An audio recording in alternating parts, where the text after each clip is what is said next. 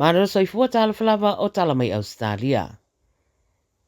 O se suesuenga whaatino po le operation na leo ua ave sea umamai ai tangata mai se aonga i le tu i matu i se sifo sini i le whaetua Castle Hill. Whamtelanga mai leo whaapele o yeise lam tianga i le whana waonga pe i tai o ngā i inga lava au na whaatino mo le sanga le mu pe a whaia se operation whaapea. Ta ua le ripote le 7 News e talitonuina o se whaamata o se pomu na whai atu runga le telefoni wa afu ai le suesuenga ma o lo whaatalia nei la se isi ripoti la tamai a leo pe a mai ar suesuenga. Ua whamatu mai a leo videos mai le CCTV o se li o lo tausa i dia nei lo no spa i o tamai tai pa o ngaini a upenga ma ngā uia me tō tino i la tau ia ma whaafefe.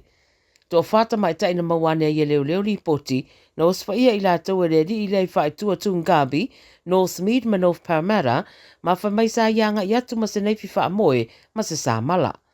Wha mai leo mai wha mtalanga i ata mai tai umai tō wha, wailo ai e fōringa o le tangata lava lea e tasi, ma pēa ma le luas futau sanga le matua. E talitonu leo e fōringa na o ia lo o au fia i neisolu ngā tū la whono, ma o fauto i naita mai ta ia alo fia le sāba vali na o lātou i no fuanga pōngi sā ma le to tere nisi o iai. O fauto i no fo i tangata ia vili vave leo pe asira fia lea li i masemea o iai.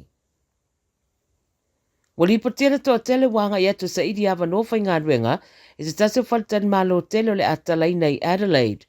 Wata ua pea ma le masina o na tatala lea o le 5-star Marriott Hotel se lau tolu spulu ava no whai ngā ruenga o lo mawai. Ta ua le pulenga o le whaltani malo lo wha ngā solo whatala noanga mo ia ava no i le teminei. Ma o whai lo fo i le na o le tomai ma le sila fia i le ngā ruenga o lo o lātou sa iria.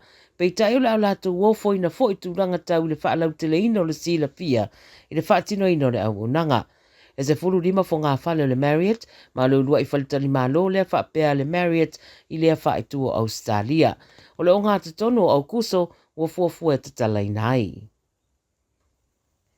E nā se fulu tolu tau sanga se tamaititi mai Adelaide, ua mōria nei i le umia o ni extremist materials, po ni pepa, po ni wha maumaunga e wha oso fiai, la ngona wha tupu wha lave i Australia i saute. Wai mai di pote le wha msinonga i Adelaide na tula iai le Youth Court, ta wala le video link, ma ufetaua ina sa ia umia materials mai lana computer, ai le o wha ilua ina i tu ai ngā materials sa ia mawaina. Wa ave leo le computer ma wa whailua po ni nai vai aso e whai aiso e suenga ia wha maumaunga. Wa ta wa fo i le ripoti ia popolenga na wa whita ua ina e a fia i le autism mai ono a fia ngō fia i foi. Wa io ina e le wha masino le tatala i tua le tamaititi mai ia inga. O le ato e tūra i le wha masinonga le vasa fo we to ilo ai whetuna inga mo le tatala i tua.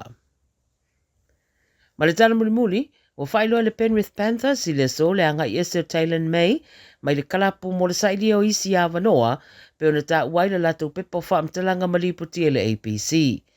Whailua foi le AAP e talitonu, o iaisa marianga i le vāo le Panthers ma May se vai ngā tupe tatongi iai, pe ona si le fia sa whaamata wane May, le aia aver kalapu le tūla fono mo le tamu whai e wha umalan kon karate, au whaataria i pere mata upolo o au fiai, na ua moria i morianga tau sa wanga i tono ainga le alo o ia te ena.